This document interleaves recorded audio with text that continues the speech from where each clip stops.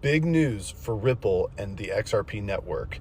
Ripple just got its conditional approval to become a chartered bank from the OCC, or the Office of the Comptroller of Currency. Well, this is a really big deal, but you might be asking yourself, well, why didn't the price of XRP all of a sudden moon on that kind of news, right? Well, that's because the approval was only conditional so far, which is definitely well on its way to full approval, but now Ripple has to go and meet some requirements such as picking a board, et cetera, to actually fulfill all that is necessary to become a bank. Now, of course, I'm sure they're going to go do this, right? So it's not a question of if, but when.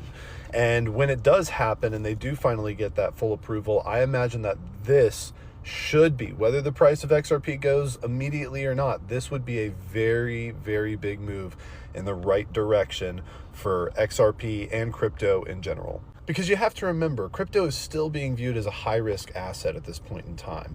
But we want to bring that into a lower risk framework. And the only way to do that is through institutional adoption and things like this, where we have government backing. OCC is saying, yep, we are going to give you a banking license to a company that is solely custodied around crypto. Not to mention the kind of benefits that this is going to have for things like RLUSD and all of the asset tokenization that they want to do over the course of the next few years.